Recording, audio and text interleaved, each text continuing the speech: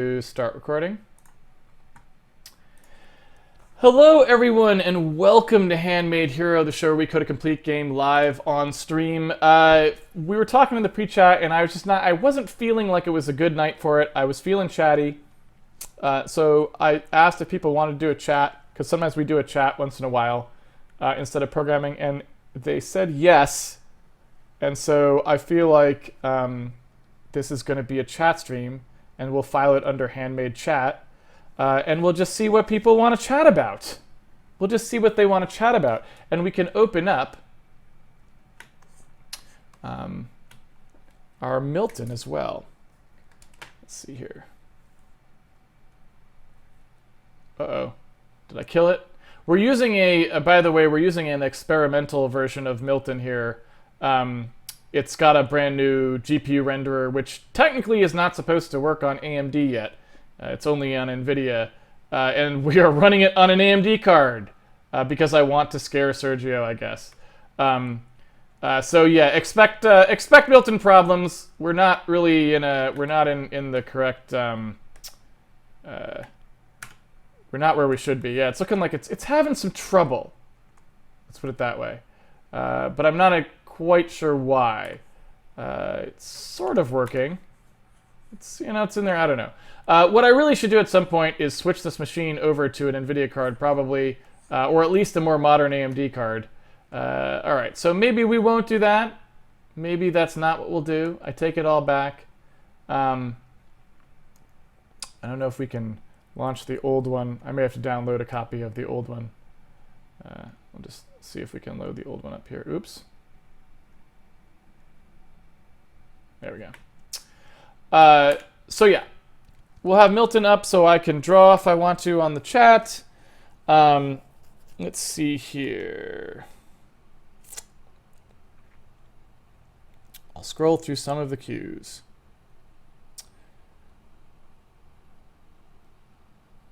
Let's see. So I guess what I should say is, Alan, since you definitively voted yes on the chat, did you have a topic you wanted me to chat about? I will ask first, and then if you don't, I will go through the questions on the stream and select some that I think might be good. And we'll go from there.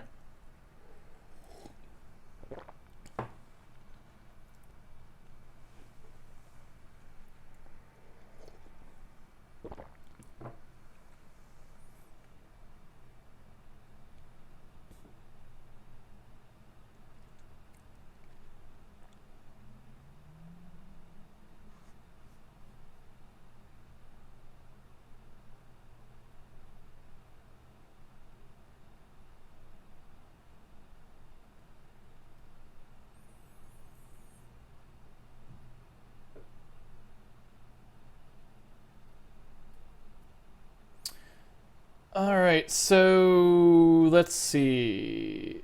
Oh, and Alan asked, is Milton successfully maintaining your data between versions? I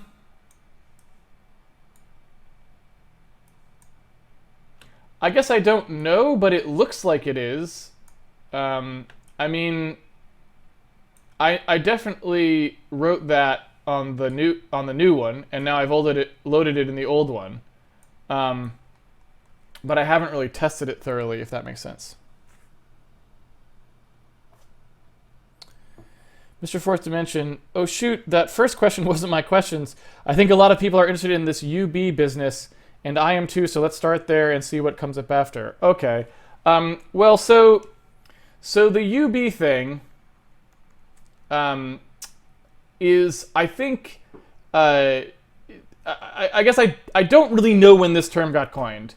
The UB part of it.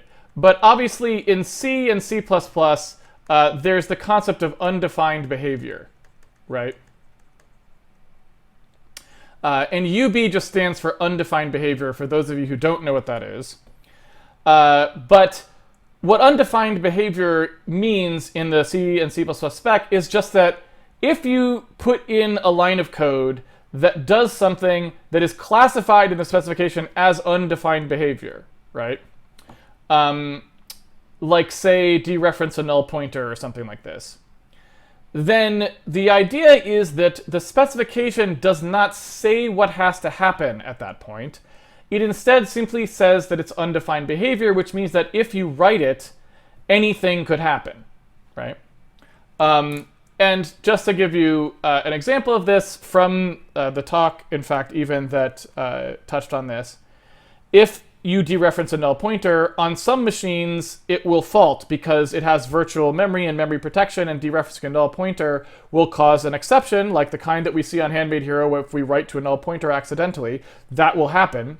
That is not in the C or C++ specification, right? The C or C++ specifications do not say that dereferencing a null pointer causes a memory exception or a seg fault. The reason for that is there are other platforms that do support C and C++ compilation which do not have memory protection. And so on those platforms, dereferencing a null pointer just works.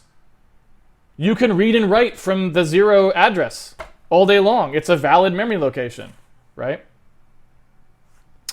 And so what undefined behavior essentially is in the C++ specification is just a way for the spec to say, we don't know what's going to happen when you do this because the results can vary per platform, and we don't find that it's a good idea to be overly prescriptive here, because if we were, we may rule out C's ability to run on certain platforms, or we may make it so that the code the compiler has to generate in order to fulfill the behavior definition specified in the spec is prohibitively expensive. It's too slow, right? Because you could imagine, in that example I gave with the null pointer, you could imagine if you did want that to always be the behavior, that a fault would happen, right? You could still implement that on all platforms. But what you would have to do is everywhere in C, before the first time that any particular pointer state is written to or read from, you would have to manually insert an if check to see if it was 0 first, and if it was, you would then have to manually call an exception raising routine, right? Hopefully that makes some sense. So obviously the spec writers don't want to say that. They don't want to say writing to a null pointer is a seg fault, because now all of a sudden these other platforms, it creates a prohibitive cost, if you will, for C to run on those platforms. Okay. So that's what undefined behavior sort of initially was in terms of like how I would have described it to you before sort of the nonsense of the past 10, 20 years, right? Now, what has started happening, unfortunately, is as compiler vendors have been starting to get more aggressive with optimizing compilers, and that's not a bad thing, right? We want them to be aggressive with optimizing compilers because we want them to produce code that runs quickly, so we want them to be spending time trying to think of new ways to optimize code, certainly. What they have been doing is they've been introducing optimizations which use the fact that undefined behaviors are specified in the spec as being literally undefined to essentially optimize code to the point of being what I would call intuitively incorrect, right? But technically correct. Now, I'll just write those two words down because I'm making them up, right? We don't have real words for these things. I'm just saying how I would view them. So what I would say is there's a concept of what's intuitively correct in a piece of code, right? And then there's a concept of what's technically correct, right? And just to give you an example of what I mean there, right? I might expect in my code, for example, that if I defined an int, right? Let's say I have an int. And the int is currently set to like 2 billion or whatever, right? So the int is at 2 billion, very close to the wrapping range of an integer, right? Because, you know, we've got 4 billion values that a 32-bit number can take on. And let's say this is a 32-bit integer, as it would be by default on, say, you know, the platforms we are currently programming on. If I were to start at 0 and go up to 2 billion, well, when I get to like 2 billion and change, I'm going to wrap around to negative 2 billion and come back through, right? on the CPU. Okay, so that's what's going to happen on the CPU if I were to issue an add. However, my understanding, and I am not a spec person because I hate the C++ and C specs with a passion because I never seem to agree with how they decide to do things. So I don't spend a lot of time reading them. But my understanding is that an integer, when it overflows, is not specified.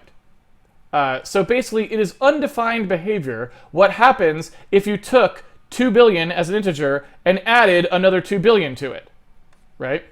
Now, it's completely rigorously defined what will happen if you do this with an x64 addition, right? If you do a 32-bit add and if you do a 32-bit add of a 32-bit register and another 32-bit register, both containing 2 billion, it will wrap back around, right? We know what's going to happen there, right? But as far as the spec is concerned, the compiler is under no obligation to do that, right? It does not have to actually obey that rule because it is technically undefined what happens when an integer wraps around. Or I shouldn't say wraps around. If an integer overflows its value. So if an integer can only hold between negative 2 billion and positive 2 billion, and you go over positive 2 billion, the compiler does not have to make it wrap around. All right? Now, the technically correct thing here, right, is anything in that case. The intuitively correct thing would be for it to wrap around, right? That's what I expect. That's what the programmer expects to happen. Why? Because I understand the CPU. I know what the CPU does if you add two numbers. I expect that if I have 2 billion plus 2 billion, that it will wrap around like the CPU would normally do. Because in my mind, what's going to happen is the compiler is going to turn that into an add. However, the technically correct thing to have happen, as per the spec, is anything the compiler wants to have happen, right? Because it is undefined behavior. Now, start to get into the reason why this was coming up in the internet. Chandler Carruth, the guy at Google who does work on the optimizer for LLVM. I don't know if he leads the optimization team there, something like this, I think is his position. He's one of the main guys, let's put it that way. He gave a talk that touches on this, and I'll explain why he was giving that talk in a second, so to give you a little more background on it. But just to sort of talk about something that he said in that talk, it's important to understand as well, and I agree with him on this point certainly, that anything here, it's not like if you don't really understand this issue or haven't really seen it before, a lot of times people may joke about it or whatever and say that the anything like literally means anything, like it could format your hard drive or whatever. And yes, that is technically true because it is undefined behavior, so technically the compiler could literally do anything if it wanted to. But obviously that's never going to be true, right? There's never going to be, unless the compiler vendors were particularly malicious, they're never going to do anything where they intentionally introduce a bug into your program for no reason at all. Right? They're not like out to get you or something like this, although sometimes it may seem that way. So what does it mean to say that anything could happen? Why would something else happen, right? Like why would something other than the intuitively correct thing happen? The reason is because once optimizations are considered, there are plenty of opportunities for the compiler to do something more efficient than what it could have done if it did the intuitively correct thing. For example, in this case where I added 2 billion to 2 billion, it assumes that I'm using a 32-bit add, right? Because if I had two integers and I do a different kind of add, let's say, for example, I'm on a processor architecture where a 64-bit add is inexpensive, but a 32-bit add is not. I'm sorry, a 64-bit add is inexpensive, and a 32-bit add is expensive. So doing a 64-bit add is much cheaper because it doesn't 32-bit is like an afterthought for this processor. It's used to handling 64-bit native, right? Well, in that case, if I want to do computations with this thing, I add 2 billion to 2 billion, the compiler knows that if it calls the 32-bit add, it's going to be particularly slow, right? So it wants to do the 64-bit add because the 64-bit adder is much faster. But when it calls the 64-bit adder, it's going to get 4 billion, right? Which is not the right answer in this case. And it needs to wrap the value around, right? It needs to produce the wrap or something, right? Now, if it's going to do a subsequent arithmetic operation on this thing, where something else is going to happen to it, where it matters whether it has wrapped around or not, or whether that top piece exists at all, right? Whether that additional greater than assigned integer could be part exists, it's going to have to truncate the value here manually, right? It's going to have to like and out the top part or do something, it's going to have to do some work, additional work. And so since this is undefined behavior in the spec, the compiler is free to do the technically correct thing, which may give a completely unintuitive result because the programmer was expecting it to wrap since he knows it's a 32-bit value and he thinks 32-bit values wrap, right? But lo and behold, it does not wrap, and it gives some very different result because the processor actually did it in 64-bit, right? Now, this is not even hypothetical, even back if we take a look at something that was before any of this sort of stuff started happening. If you just take the example of the x87 FPU, right? Before we had x64 architecture, we had the x86 architecture. And on the x86 architecture, there was a floating point unit called the x87, right? And of course, they were on one chip after a while, but I think originally it might have been a coprocessor. I'm not sure. I was an Amiga person at that point, so I don't really know exactly what happened before then. By the time I got to the PC, they were on one chip. I don't know if they were ever separate, right? But the x86 architecture has the notion of a floating point unit in it, and it had a floating point unit which had high precision. It had much greater than 32-bit IEEE floating point. Okay? 32-bit IEEE floating point is real weak sauce compared to the x87's FPU. The x87's FPU, when you did operations on it, unless you did some special mode things later on in time, if I remember correctly, it added the ability to make the precision less. It would do things to 80 bits. This is my recollection. Forgive me if I'm getting this wrong. It's been a long time. But my recollection is like it had 80-bit floating point numbers. That's just what it did. And so you can imagine what would happen if somebody was expecting to use IEEE 32-bit floats. So in their C code, they wrote float X or whatever, right? And they did some operations that they thought would be 32-bit. And then they compared the results of those operations to doing it on an x87 CPU, and then compared the results to doing it on some other CPU that only had 32-bit floating point. And what they would find is that their results would be totally different on the x87 because there were so many more bits of precision, you might get totally different results. Drastically different in the case of things like catastrophic cancellation or other sorts of floating point operations where the extra bits of precision make a huge difference, right? And so again, you can imagine here if you were a compiler vendor and someone had told you that the spec says you have to have 32-bit floating points, instead of saying something like floating points are whatever they are, right? However many bits they are, as long as it's at least 32 or something. You would have to insert all this extra code to constantly truncate these values to make sure that they weren't doing higher precision calculations than you were expecting, right? So that's how I would sort of start to frame this problem in terms of how to start thinking about the undefined behavior issue. And now I'll start talking about what kind of came up recently and sort of has been brewing over time. But that's kind of the way I would start thinking about it is there's an intuitively correct thing and a technically correct thing. We might want to use drop the correct here if you're uncomfortable with it, but to say there's an intuitive thing and then there's the technically correct thing, right? Or spec correct, let's say, if you're uncomfortable with that. Just to use very generic terminology. But point being, there's your intuition of what should happen, and then there's what's actually going to happen according to the spec. And sometimes the spec just doesn't guarantee anything, so the compiler can do whatever is efficient, and that may have unintended consequences because, again, it's undefined behavior. You can't count on it.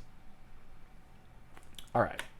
So recently what's been happening is we've been getting a lot of pretty damaging versions of this thing, right?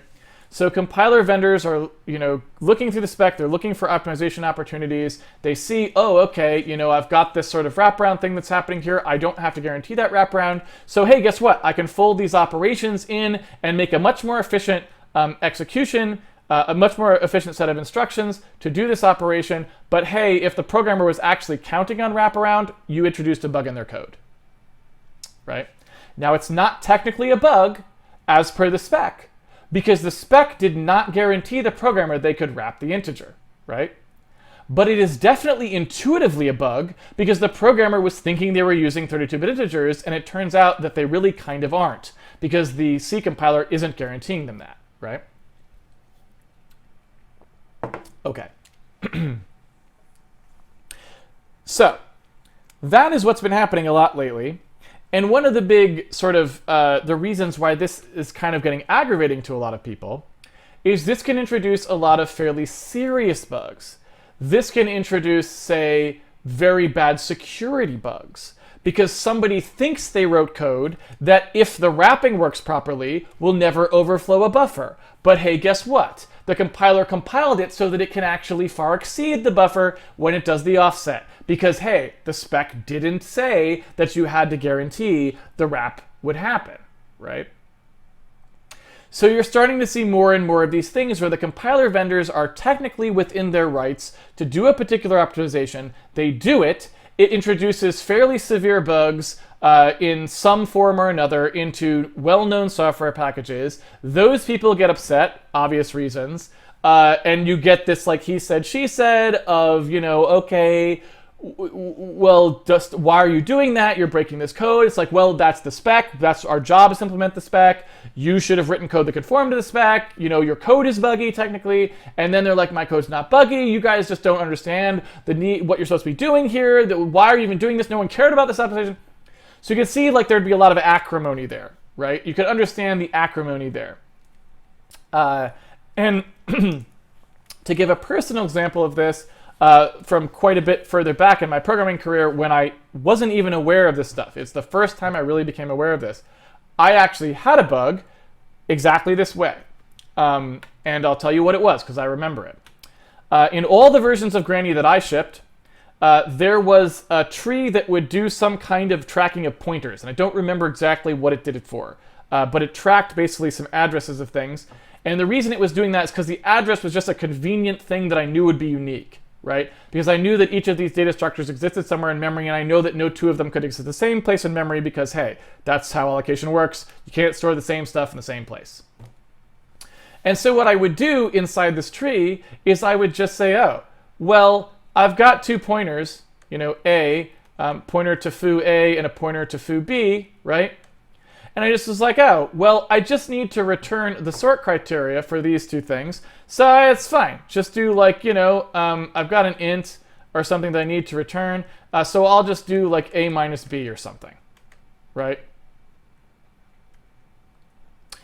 So if A subtracted from B, if it turns out that A produces a negative result, that's what'll happen for my sort criteria. If it returns a positive result, that's what it is. If it's 0, then they're equal. It's exactly what I want. And I don't care about overflowing or wrapping or anything here because as long as it always produces the same comparison between these two things in terms of positive, negative, or 0, I can use a standard binary tree algorithm, which is what I was using, and it will all just work, right? Okay. Problem is that technically, according to the C++ specification, if you have two non-char stars, so if these are not 8-bit pointers to 8-bit values, right?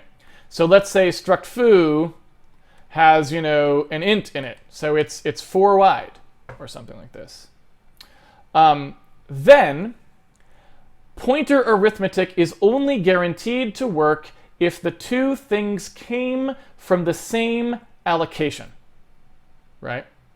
So in other words, if I have foo star array equals, you know, malloc, I don't know, 12 times size of foo, right? If I do an allocation and I say that, you know, these things have to, these things all came from here, and then I want to say, okay, I've got my A is, you know, array plus 3 and my B is array plus 7, then technically this is required to work in the spec. It is not undefined behavior, if I remember correctly. It is technically defined to be the distance between these two things in the array. However, if they came this way, so allocated from two different pools, now they no longer have to have any kind of, this doesn't have to work at all.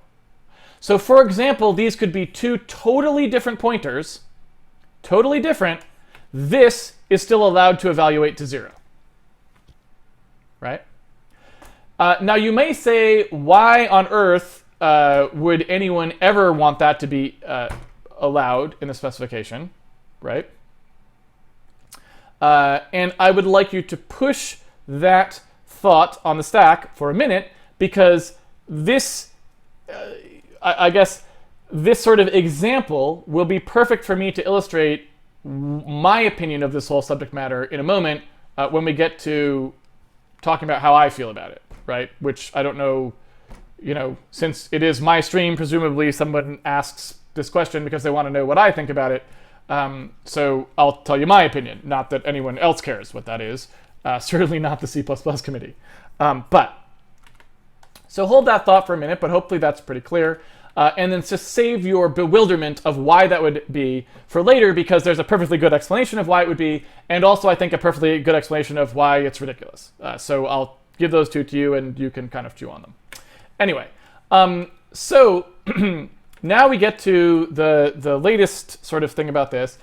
Chandler Carruth, the aforementioned Google optimization guy in LLVM, gave a lecture where he was sort of talking about this because, and this I don't know very much about, so, I don't know if James Woodman's on the stream. I know he's a CPP spec kind of person.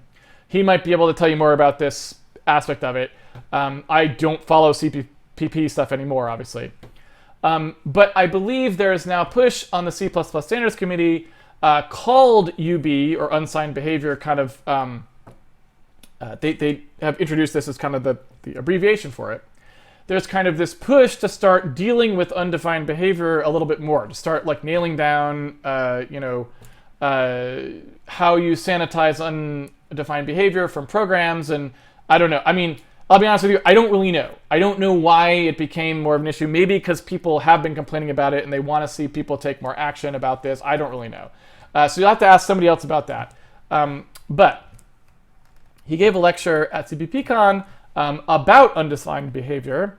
And he kind of gave, examples of various undefined behaviors, why, the compiler, why they implemented certain things in the compiler, that, why those undefined behaviors are happening, and that sort of thing.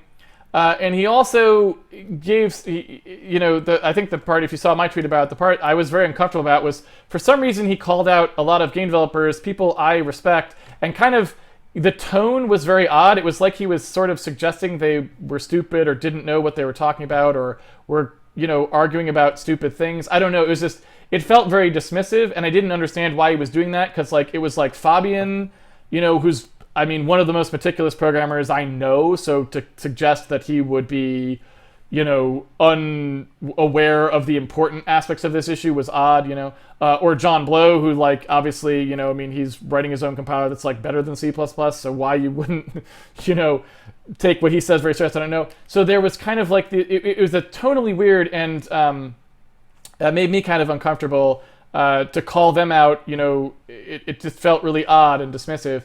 However, Chandler later said on Twitter, after I kind of posted I was about it, he said on Twitter that wasn't his intention. So I think that may have, that may well have been a case of him, trying to be more humorous about it than it came across or something, for all I know, so I don't really know. So maybe that part just was, you can just forget about, don't worry about that part of the talk. Maybe it didn't come across as he intended, and it wasn't meant as sort of a dismissal of some of these other points of view. I'm not sure.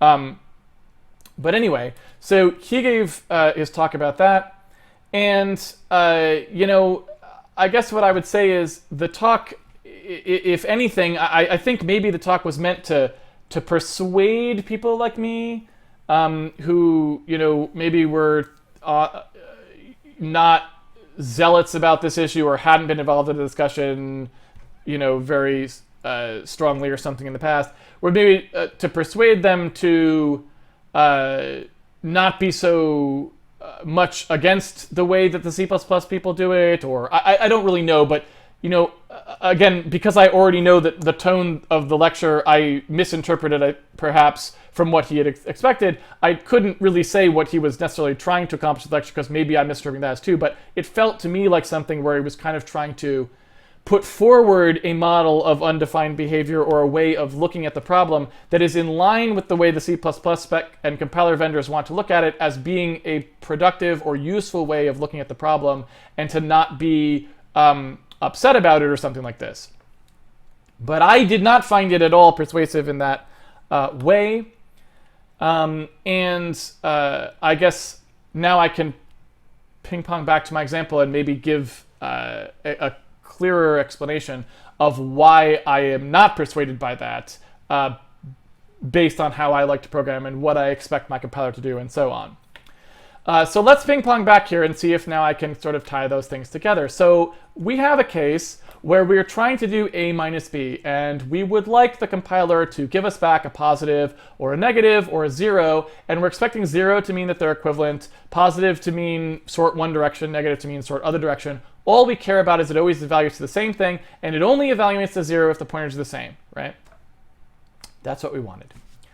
Now the reason why you do not get this behavior necessarily when you do point arithmetic, and the reason why it's undefined in the C-spec if they come from two different memory pools, is because there's ways of doing more efficient determination of the arithmetic here in the case where you know that the pointers must be an even multiple of the struct size away from each other. Okay? So if I know that this is 4 elements long, and I know that A and B are from the same pool, I know that they must have the same alignment relative to each other. So if this guy starts on a certain boundary, I know that this guy will be on the same boundary mod 4, right? You will never have them be separated by some other amount. I can't say make A and B be 7 bytes away from each other. I can make them be 8, or I can make them be 4, but never 7, right? And what that means is that, remember, C++'s specification of the distance between two things is technically going to be the distance between the two pointers divided by the size of the structure, right? Now, an integer divide could be very expensive. So if this was, for example, not a power of 2, let's say this was something like this. All right, so it's 12 bytes long. Well, I don't want to issue an integer divide by 12. What I want to do instead is do some shorthand shifty multiplication weirdness or something to do a divide by 12 more efficiently than issuing the integer divide. And so that's exactly what they'll do, and the compiler will use the fact that these things are a known alignment relative to each other to make it happen, right? It can do more efficient arithmetic that way and avoid the divide altogether, okay?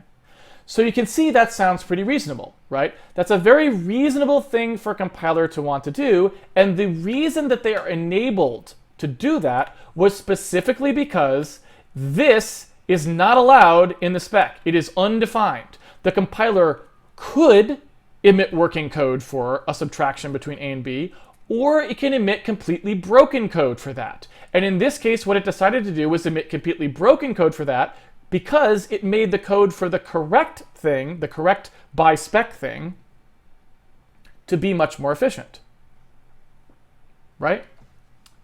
So hopefully you can see why that makes some sense, and I certainly don't want to throw compiler writers under a bus for doing something like that, because you can see why that would speed up a bunch of cases in your program which are based on doing exactly this, right?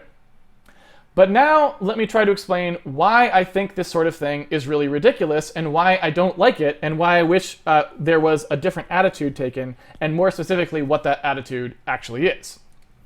So the reason that I think this is ridiculous is because I think it comes at the problem from a fundamentally misguided perspective. Not necessarily from the perspective of the compiler writer, but from the perspective of the specification authors, right? And here's why.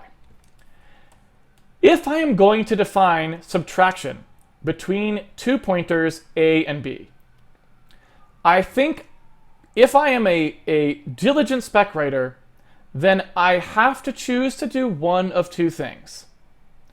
Either I have to specify an inefficient but complete option for doing so, or I have to specify multiple efficient options that are complete. This is the way I tend to look at this sort of problem, right? And what I mean by this is, if I'm only going to specify one A minus B operation, right? Which is sort of what we're saying, because this is the only way I can take the difference between A and B, right? There are not multiple subtraction operators. If I have a pointer A and I have a pointer B, and I say that A minus B is my grammar for subtracting these two pointers, if I'm only specifying one, it must be the one that always works. If, on the other hand, I do not want to handcuff the compiler writers or the optimizers into a situation where they cannot write efficient code for things, then that's fine. But you then have to give me options for doing the correct thing, right? Or you could say multiple options that are complete, some of which are efficient, some of which aren't, right? And that would look like this. A minus B, right, yields, is always correct. Minus slash B, right, is correct only in the same pool, right? That makes very good logical sense to me. Because there what you're doing is you're saying, okay, we know that this may be an operation where people need to write it in a way that could produce incorrect results in certain cases. So what we're going to do is provide two different operators with that awareness. And this way, when the programmer knows that they are well within the specified usage of this faster version of subtract, they can use it. And when they are not, they can use the regular subtract and ensure that there will be no gotchas, right? In my mind, there is no other sensible way of approaching this problem. And the reason that I don't think there's any other sensible way of approaching this problem is because approaching it the other way requires every programmer that ever uses your language at any time to be completely and fully aware of every corner case in your entire specification. And is that really realistic? I would argue that there is no way that that will ever be realistic.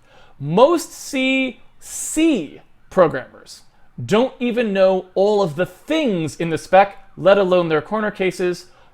I would say 100% of all C++ programmers don't know everything that's in the spec. Like, there's probably one thing in the spec somewhere that you could pick for any C++ programmer and they wouldn't know it. They would be wrong a little bit, or they just didn't know it was there, right? That's just the nature of a 500-page document or whatever it is at this point. Nobody's going to remember every last little bit. And maybe there is someone somewhere who just proves that, but they're like, the autistic programmer guy in the basement who just recites the spec while going like this. Okay.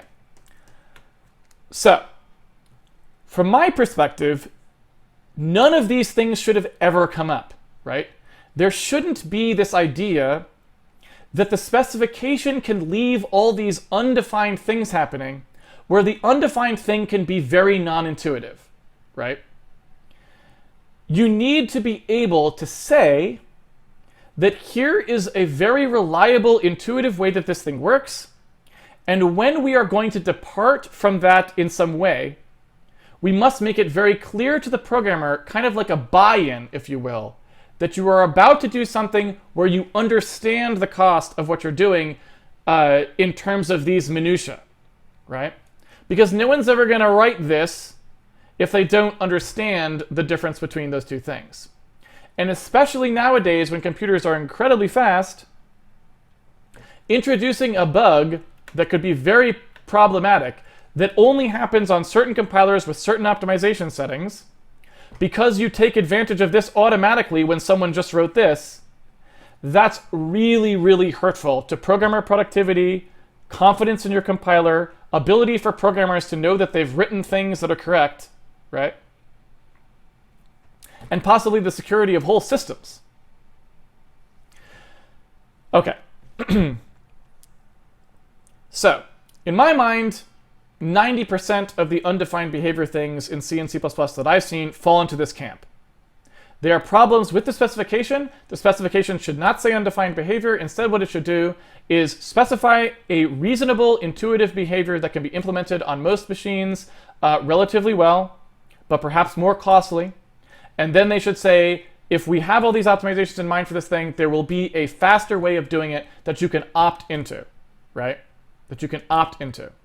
And you can opt into this in various ways. Maybe one way of doing it is changing the type of your variables. Maybe you have an int, and then you have an int opt or something that opts into a few things. Maybe it's an operator-based thing. I don't know. Obviously, for different circumstances, we could imagine different things being more efficient. But the point is simply, you should have to buy into these kinds of optimizations that are extremely non-intuitive based on what you might expect to happen to a reasonable programmer. The principle of least surprise, if you will. Okay, here's thing number 2. So let's talk about the other case that I brought up over here. So the thing that I brought up over here was the wraparound integer case, right? So let me talk about that. Okay. So fundamentally, there's a whole family of things in this whole, like, wrapping sort of family of things, or like, casting, whatever, implicit conversion. I don't know, whatever you want to talk about here. But for example, in the C++ spec, int unsigned has well-defined wrapping. Wow. Writing. Well-defined wrapping. So you do know that if you have an unsigned integer, it will wrap properly, whereas int does not. Right? So this may not wrap properly, but this, I think, is guaranteed to. That's my recollection. Okay. So the interesting thing about these is this gets at another fundamental weakness in the C spec and C++ spec, in my opinion, which is that types, generally the way that we talk about types in C doesn't correspond to what the processor does in a way that is useful to the programmer, right? And this comes from a fundamentally, I think, misapplication, or a fundamentally, how should I put this? It comes from a fundamentally differing worldview between the people who work on the specification from C++ and people like me. Now, that doesn't mean that I'm right and they're wrong, but what it does mean is I don't want to use C and C++, right? What it means is it's not a good language for me. And I can say that pretty definitively, right? And here's why. When you talk about things in these sorts of terms, and you say that int unsigned has well-defined wrapping behavior and int does not, just the fact that you have stated things in this way completely ignores the fact that programmers such as myself are not trying to write an abstract program. Like, I am not trying to write a mathematical proof in a book. I am not trying to write an abstract mathematical program that can be preserved for generations on a single piece of paper for future people to look at and understand how it worked. What I am trying to do is program a PlayStation 4, right? Or I'm trying to program a PC. I'm trying to program an Xbox 360, right? That's what I actually need to have happen. And this is sort of the essence of Mike Acton's CPPCon talk, for example, where he talked about this very specifically to the C++ audience. I don't know that anyone found it convincing, but fundamentally speaking, the kind of programming that I do during the day and that most people in the game industry during the day is not about an abstract programming to a language. It's about making something that runs on actual hardware and in a way that is specified very completely by that actual hardware. So, when I type store PS, I'm not trying to say some abstract thing about how I might want to write some values to memory at some point. What I'm trying to say is like put a move APS in there, right? I'm trying to tell the processor what to do. And that's how I generally view what I do during the day. Now you might say, well, why don't you program in assembly language then, right? And the answer is because, well, it's vastly more complicated to program in assembly language. I would have to do things like register allocation. I'd have to do things like think about how to like put things on the stack and where they should go, right? And I don't want to do those things. I appreciate the fact that I have a higher level language to do those things for me. But what I don't want my higher level language to do at all is pretend that I'm on some kind of an ill-defined system that doesn't really know whether it uses 2's complement or not, or whether or not the size of a register is 64 bits. I have no interest in that, because I know exactly what I'm shipping on, and what I want to be able to do is write code confidently that translates into well-defined behavior on the processor I am targeting, right? So I don't ever want you to say something like well-defined wrapping or non-well-defined wrapping or honestly ever int or unsigned int, because as far as I'm concerned, these things are actually the same thing. They're a 64-bit register that's going to get operated on. And it doesn't matter whether it's an int or an unsigned int, they get the exact same instructions generated, right?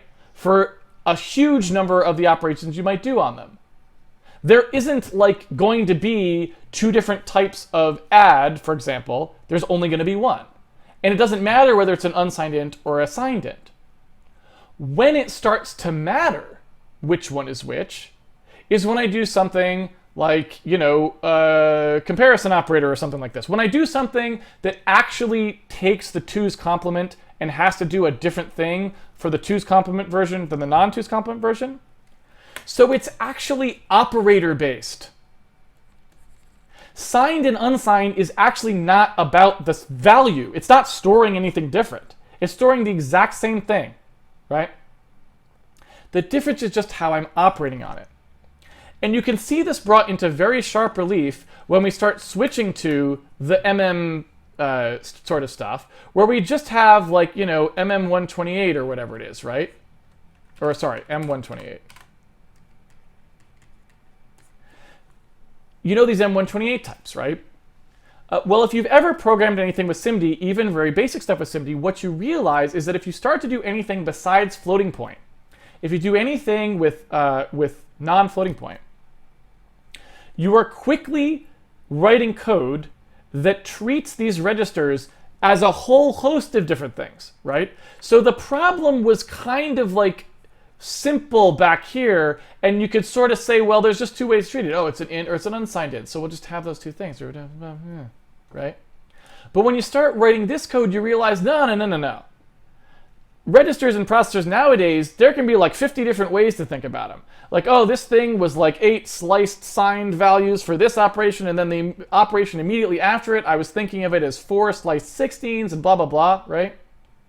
And so what becomes very, very clear very, very quickly is the view of the data in memory is entirely based on the operation that you're doing with it. And this int signed, unsigned nonsense is really just some convenience features that people thought were cool back when there were very simplistic ways of looking at values in registers, where, hey, if I just specify these two types, then the compiler can just always infer which of the operations I wanted to do in the case where the CPU does have differing operations for signed versus unsigned. Right? And so this is just a complete waste of time. Like, the fact that anyone's even spending time looking at that just kind of underscores to me that I don't think about these the way they do. I would like a different language. I would like it to be based on how processors work, not on how language designers think about things or types. What I'd rather have is a language that just lets me say, here are a bunch of primitives. They're based on what processors can do, right? I can execute any of them that I want. If I try to use one that isn't supported on a particular platform, that's just an error. So it's up to me to make different compilation units or versions of whatever to support the processors that I want. And then I never want you to talk to me about spec behavior. I don't want you to specify anything. The specification for the behavior should be whatever the processor does. That's it, right? And furthermore, if I want some extra behavior, I'll tell you what it is, right? If I don't want you to care about values wrapping, I'll tell you, right? I'll make my own type, and I'll mark it, don't care if it wraps. And then the optimizer knows it can do anything it wants and doesn't have to worry about wrapping, right? I'll tell you. But don't arbitrarily have a bunch of people in a room decide that ints don't need to be specified as 2-complement and it doesn't matter how they wrap so undefined. Don't do that. That doesn't help me at all. That just hurts me, right? It slows me down, it adds bugs to my program, and it doesn't get me any closer to what I need, which is a more efficient version of assembly language for programming actual computers. That's what C is supposed to be, right? And so I find this whole discussion to be incredibly misguided. I don't think it addresses the actual problems. It certainly doesn't help me out, and it's going nowhere good as far as I can tell, right? And so, my preference as how things would go forwards programming-wise is to try and go back to the original basic idea that platforms specify their behaviors, what their CPU actually does. The idea behind the language is to allow the programmer to write portable code when they don't care by using things which are specified very concisely. And anytime there's any question about what's going to happen, the programmer makes it explicit. It is not the optimizer's job or the spec's job to leave things up in the air so that random stuff can start happening to make the code faster. Like, that just doesn't help me. I don't like that. I think that hurts me a lot more than it helps, right? So I feel like that is a fairly full description of the problem. I hope that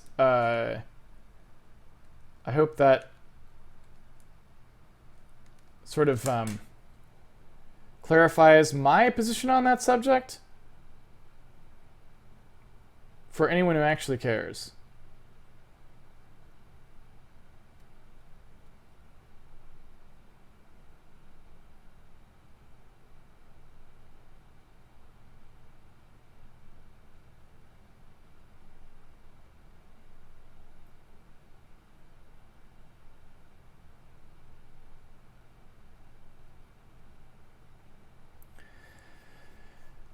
So I think that took basically the entire hour.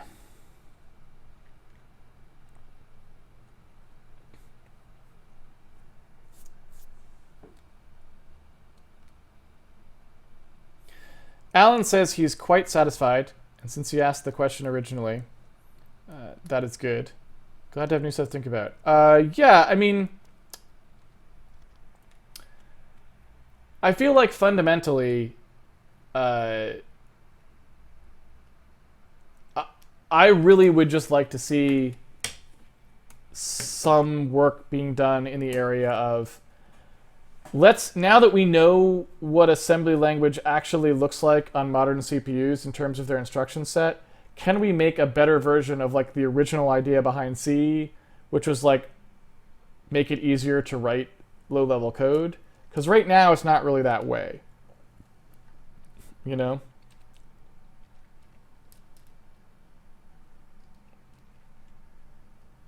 So yeah, that's what I would say.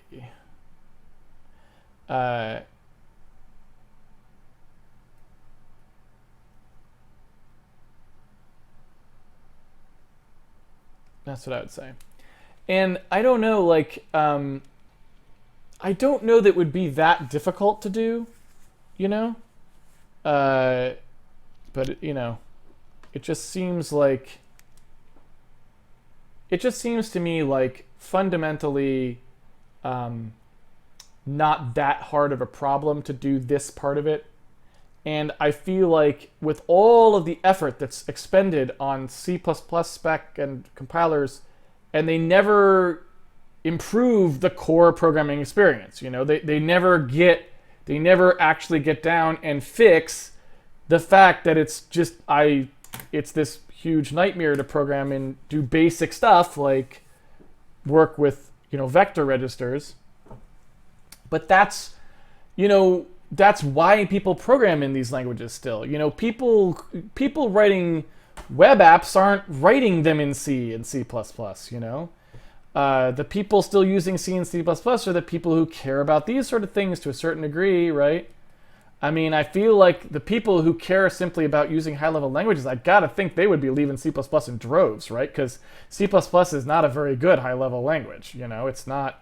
I feel like you could easily find a better one somewhere else if you don't care about the low-level aspects of it and pointers and things like that. Why are you using it? You know, why aren't you using Python or Rust or Go or I don't know, right? There's all these other options out there, and the C++ spec is filled with, you know, tons of these crazy things, and none of them are particularly, you know,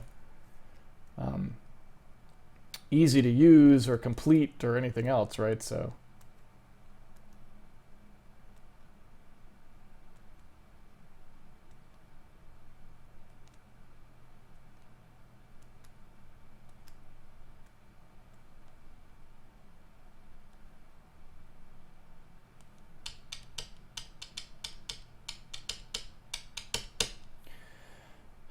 let me see. Maybe I'll take one more if it's quick. Otherwise, I think I'm gonna go.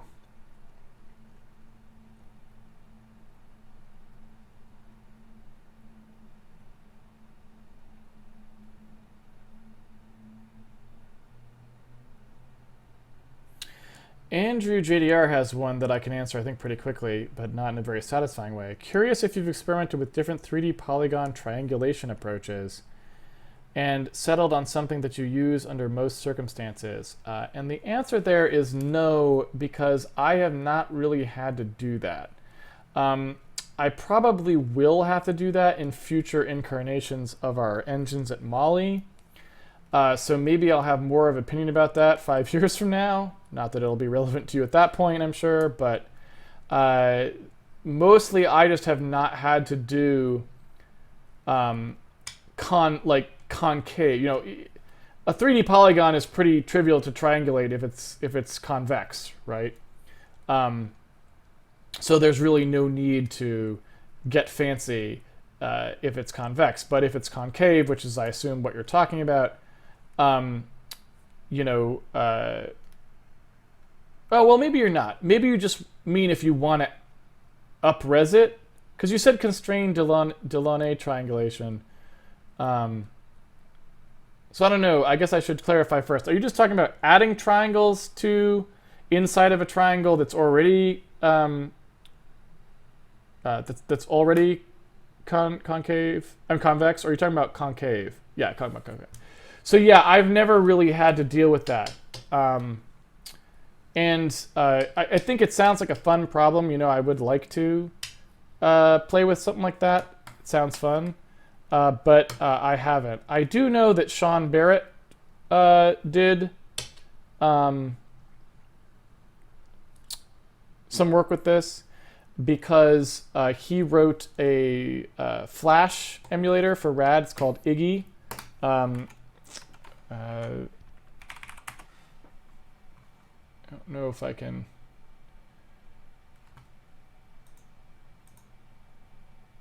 Oh, why are you not working? Stream's still working. DNS server doesn't look like it's working. That's not a good sign. Uh-oh. All right. Not great. Not great. Anyway, there's a thing called Iggy. I can't get to the site to show you, but there's a thing called Iggy that is a Flash emulator for games. Like if people want, you know, to play back Flash animations, and he, you know, because Flash lets you do arbitrarily, you know, arbitrary triangle things or whatever, arbitrary polygons, and animate them around or whatever. And so he wrote a thing that will triangulate those. And I don't actually know what he settled on using, but, you know, you could ask him sometime when he's streaming to talk about it, because he probably has an opinion. I mean, he probably looked at a couple of different things and picked an algorithm for some particular reason. So I don't know.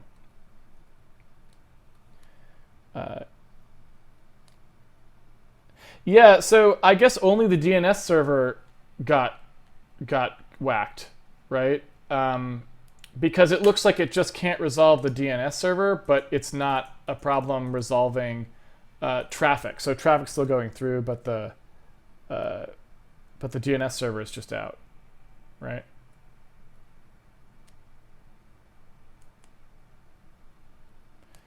And let's see.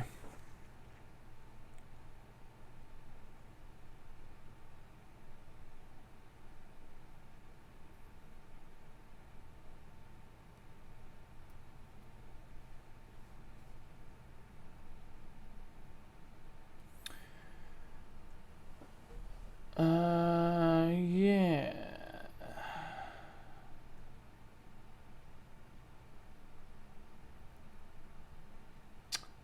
I think that's it for short questions. I think that is it. So probably going to wind it down.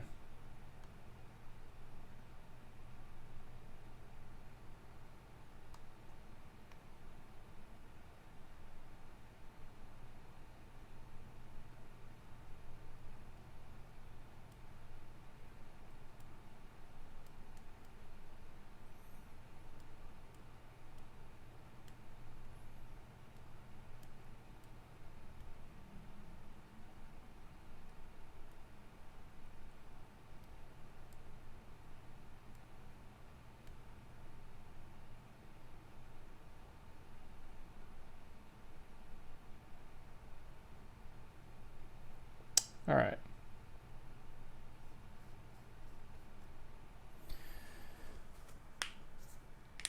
All right. I think we've got everything. All the rest of the questions look like kind of involved ones. So I'm going to go, and of course I can't get to the internet, so that's always good. Anyway, thank you for joining me for a special edition of Handmade Hero for a chat, which we don't often do, but we did tonight. I'll be back next week. I think it depends on whether, I think I will probably be moving the Handmade Hero machine to the office at some point, because we had to get a static IP address for the office for various contractual reasons. So although it won't be plugged into anything, I could just sit the Handmade Hero thing there and use that and stream from the office, which I might decide to do. If I do that, we'll probably take a week off at the point where I move it and get it back up and running there. But I don't know if and when that's going to happen. So as always, check out the schedule bot. and figure out whether that happens by the handy data schedule bot. Anyway, thank you very much for joining for your chat. I think we'll be back next week. If not, we'll be back the week after that, one way or the other. And that is about it for now. Have fun programming this weekend, and yeah, try not to hit any undefined behavior in your compiler. Until next time, take it easy, everyone, and I'll see you on the internet.